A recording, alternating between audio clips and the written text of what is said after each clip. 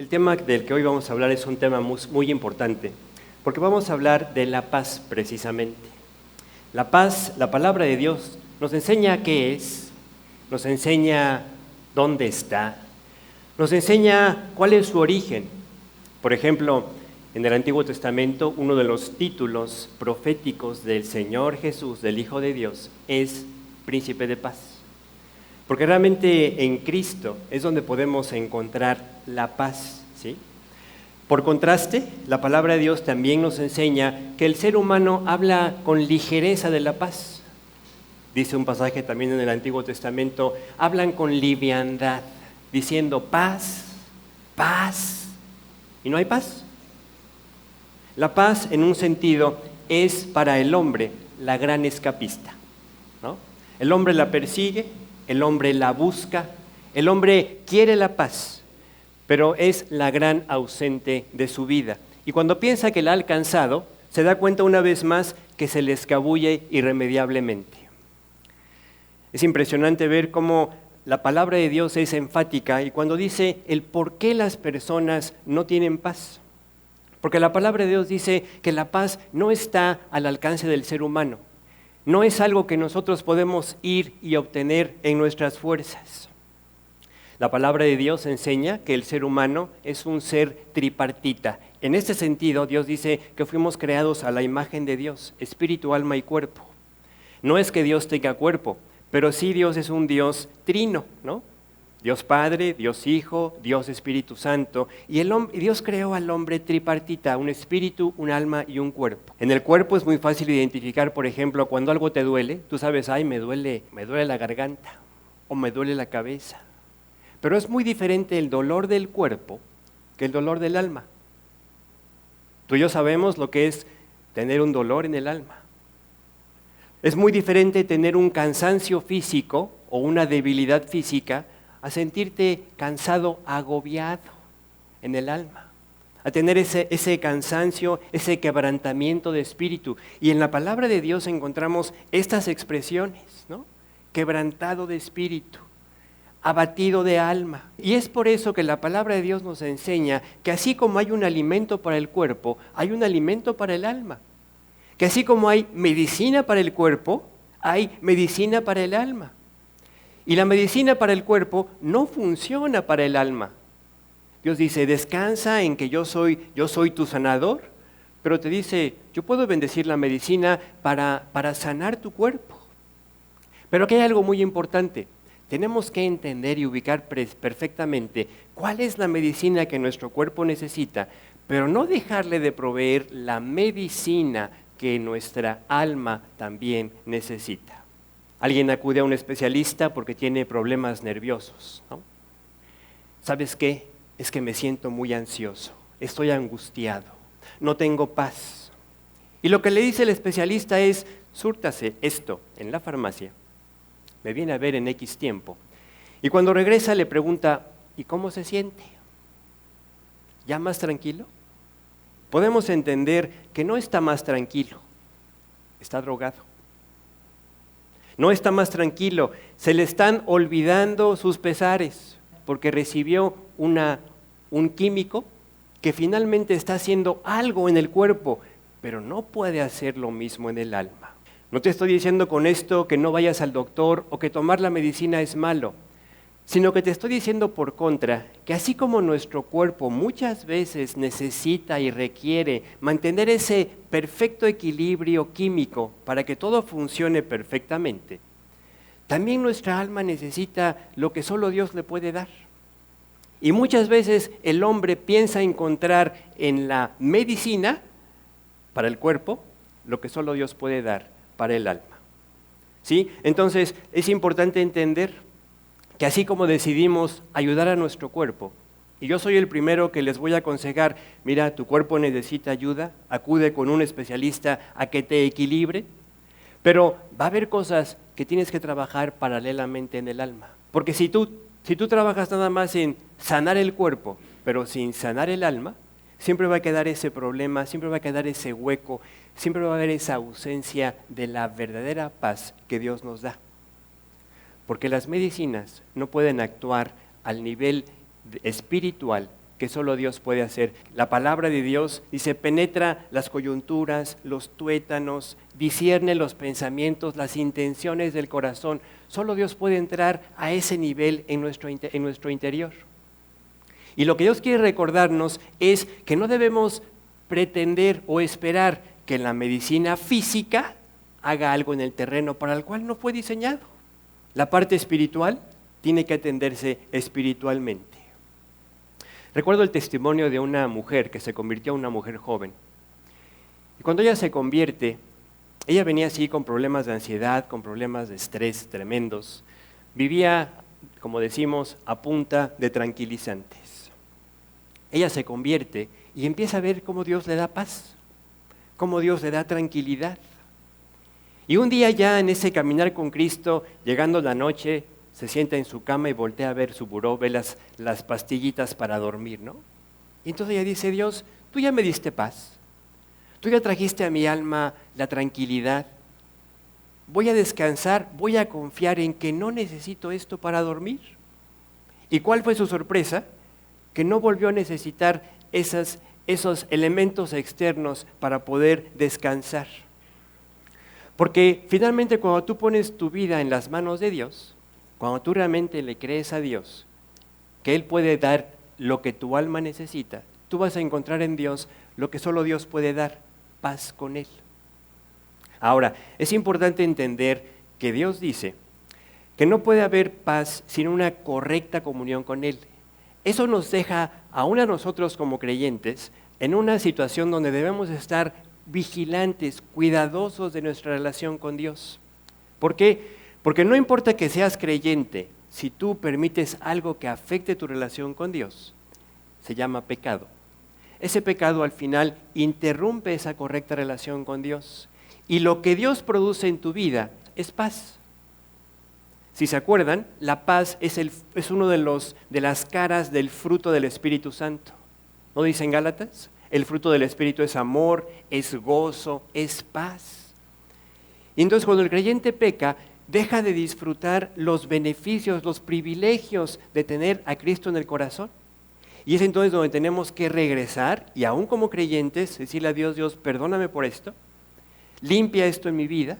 Y yo quiero regresar a tener la paz, a disfrutar la paz que yo sé que encontré en ti. Pero el mundo está profundamente necesitado de paz. Llegó un creyente a compartir con una persona, se habían citado en un restaurante para hablarle de Cristo. Le estaba compartiendo de Cristo el mensaje de salvación y una persona que estaba en la mesa de junto, de repente se levanta y les dice, oigan, estoy escuchando que ustedes están hablando de un mensaje de Dios, de un mensaje de salvación, de la Biblia. ¿Me puedo incorporar?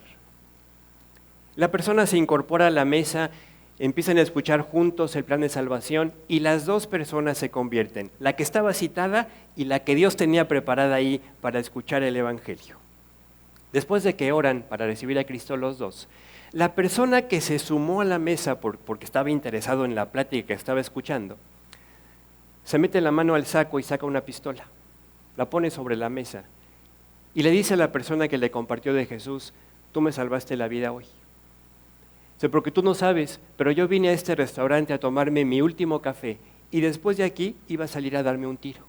Y así no sabemos la persona con la que tú tienes la oportunidad de compartir la paz que Dios ya te dio. Tú no sabes las eternidades que puedes estar cambiando.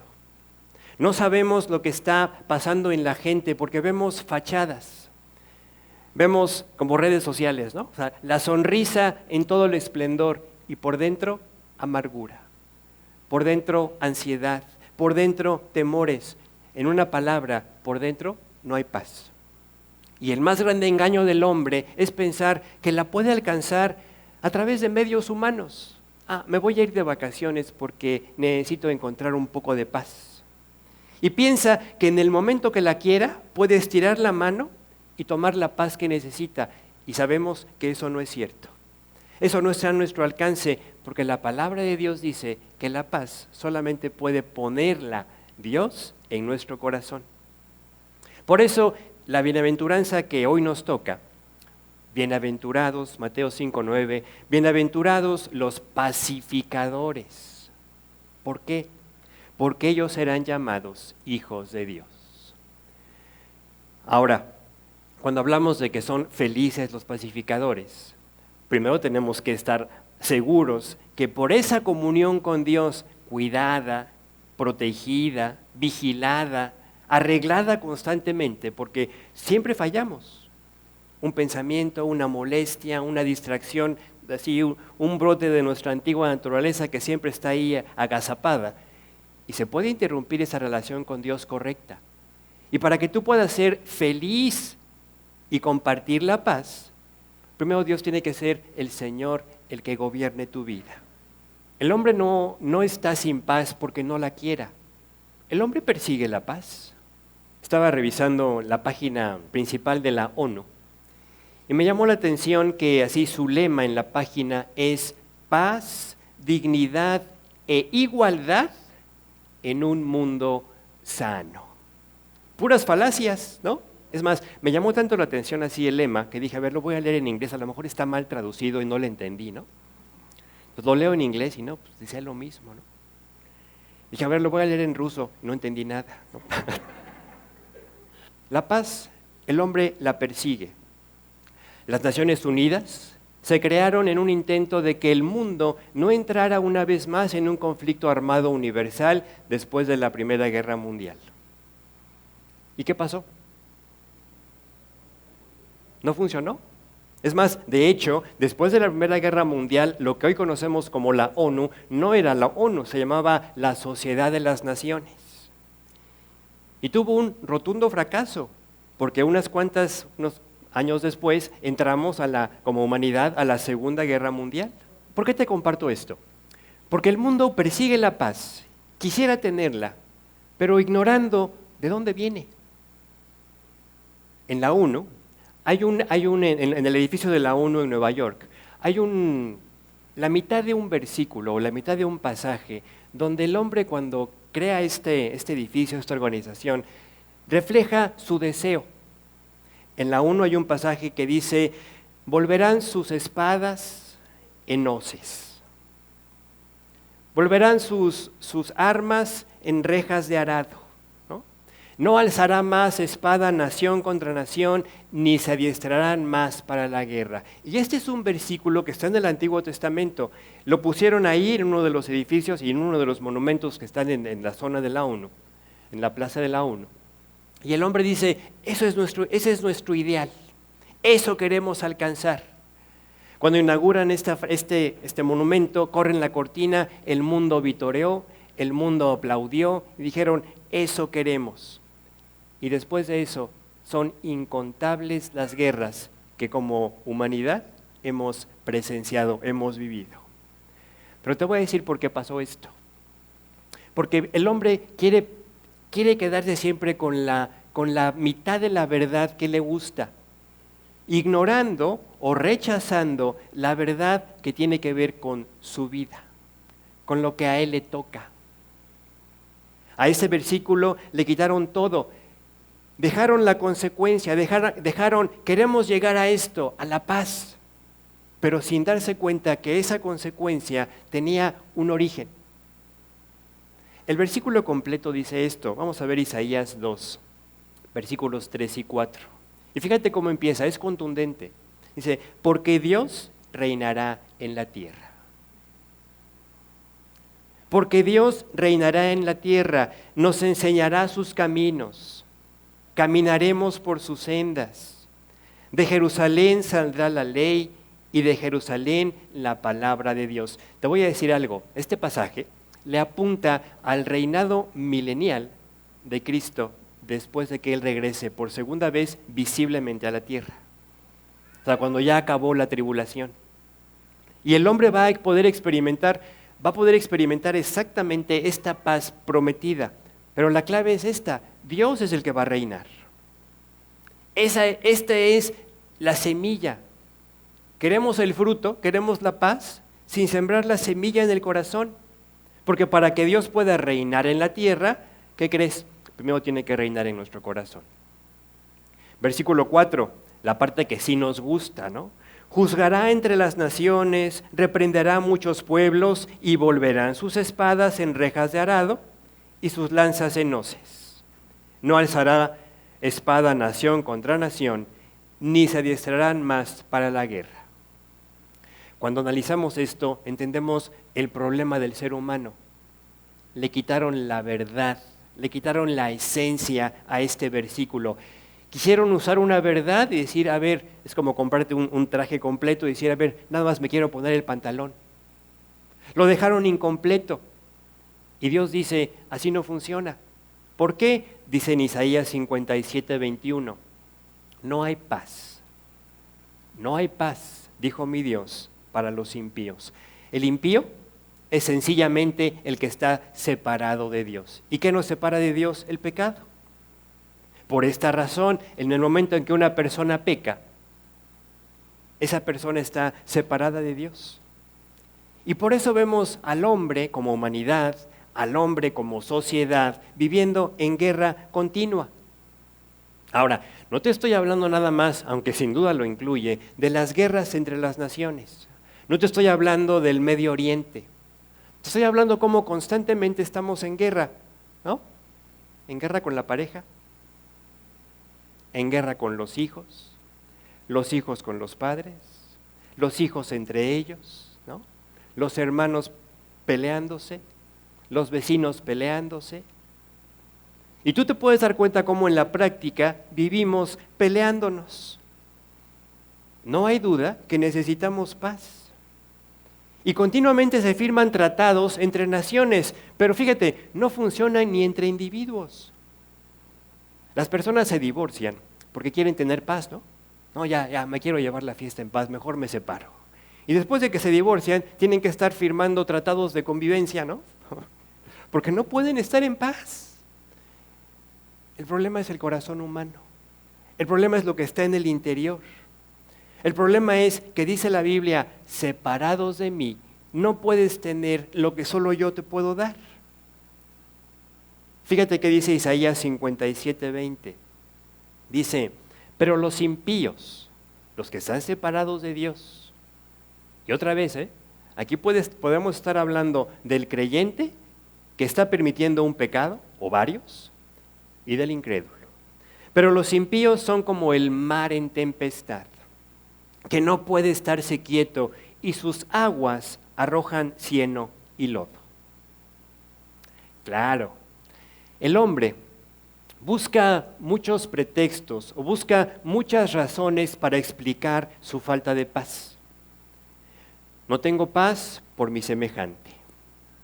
No tengo paz porque, es que si tú conocieras a mi esposo, ¿no? Sabrías por qué no tengo paz. Si tú conocieras a mi esposa, si tú tuvieras a mis hijos, si tú tuvieras a mi jefe.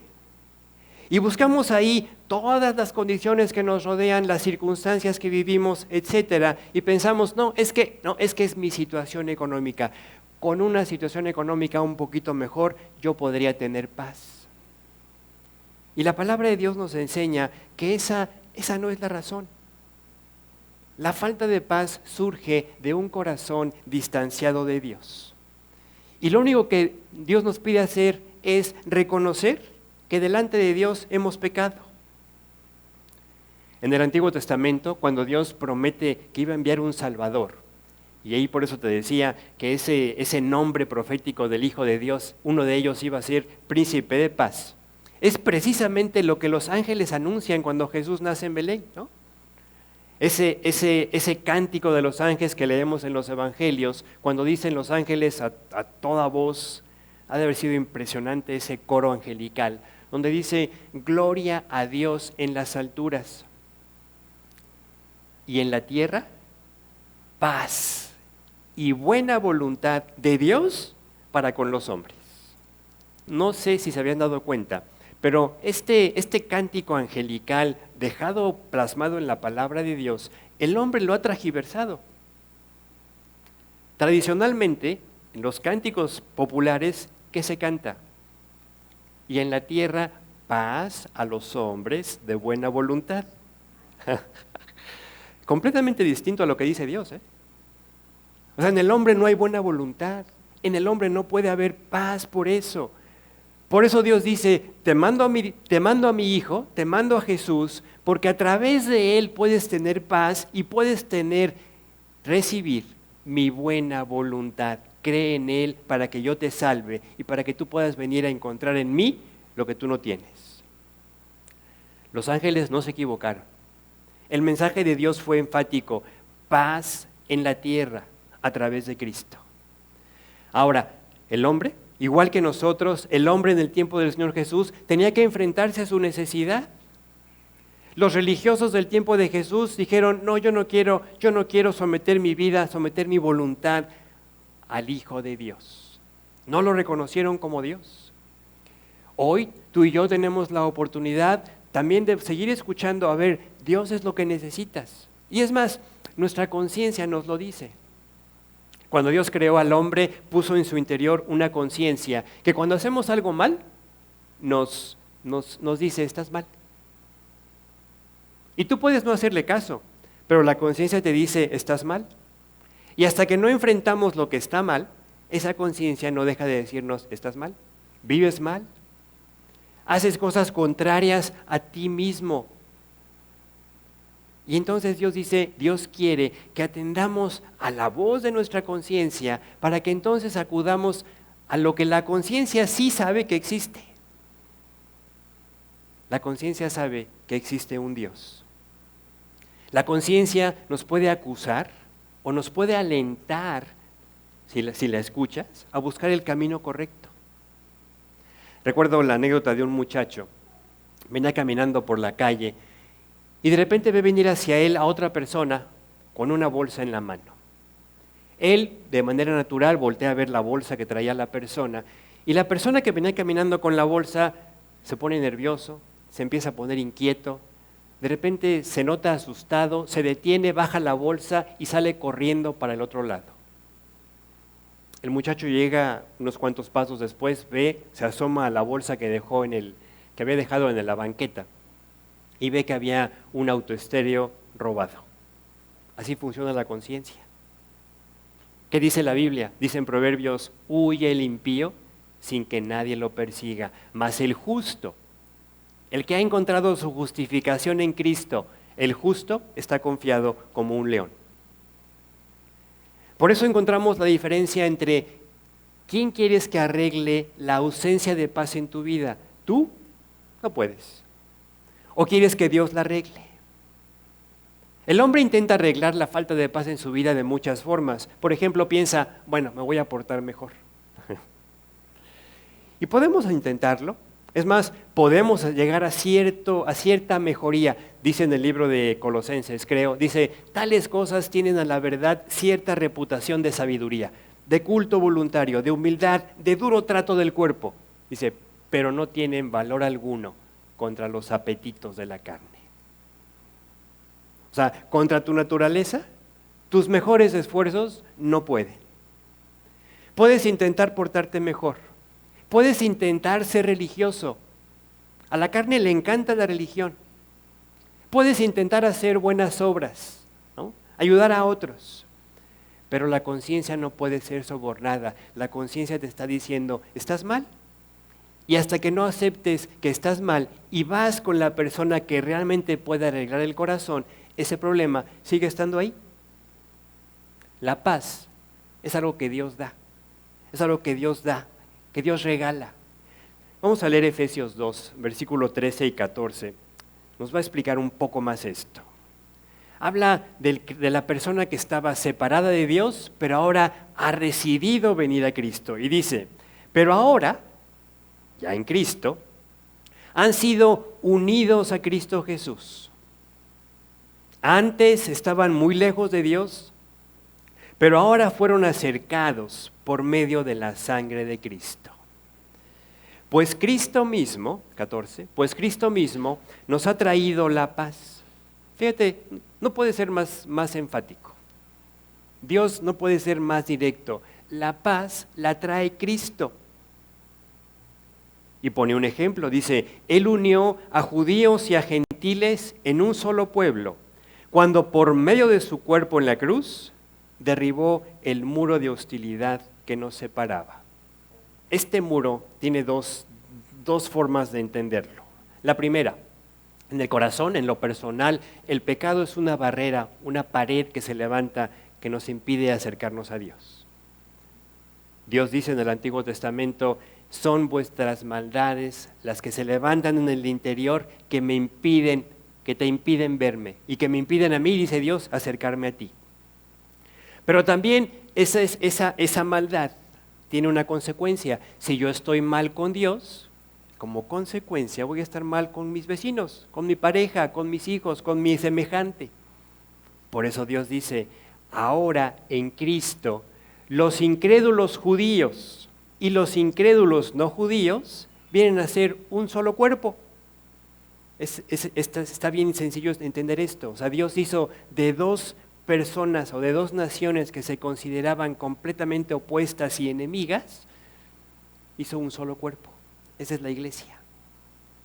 Es impresionante ver cómo cuando reconocemos lo que nos impide tener paz y reconocemos lo inútil del esfuerzo humano para alcanzarla, es cuando podemos realmente ir con Dios y decirle, Dios, aquí estoy, quiero lo que solo tú me puedes dar.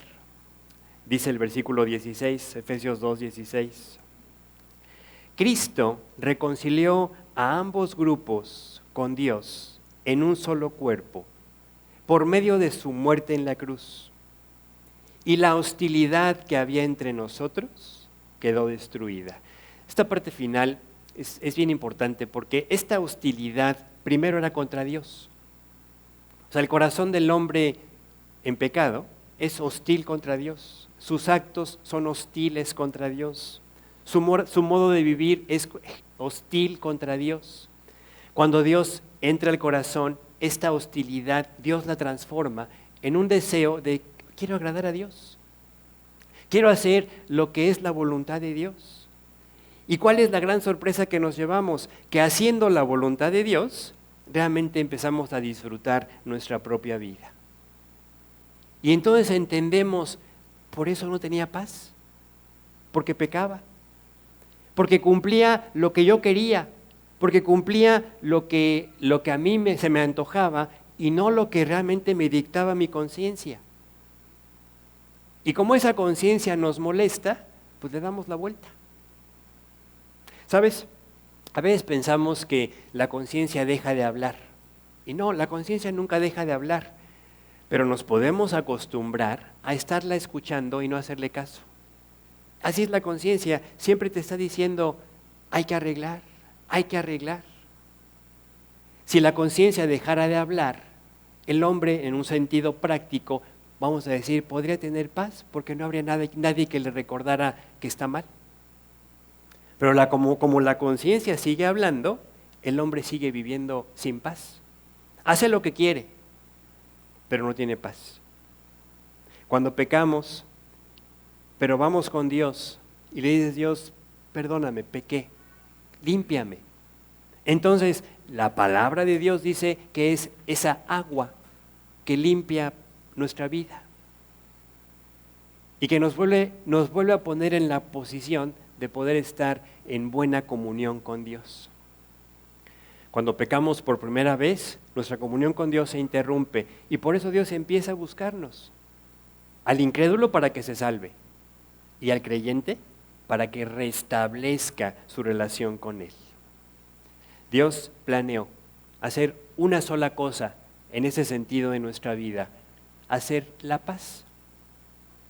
En la versión 60, la que normalmente usamos, este pasaje que leímos de Efesios dice, haciendo la paz mediante la sangre de su cruz. La paz ya está hecha. Ya está servida a la mesa. Pero ¿quién la puede tomar? Aquel que decide primero reconocer, sí es cierto Dios, yo he pecado. Yo he hecho cosas que te ofenden y necesito que tú entres a mi corazón, lo limpies y reemplaces lo que te ofendía por lo que tú eres. Y por eso empezamos a vivir una vida que de principio a fin es una vida extraordinaria. Porque no es lo que tú haces, sino lo que Dios hace en ti. Piensa en esto.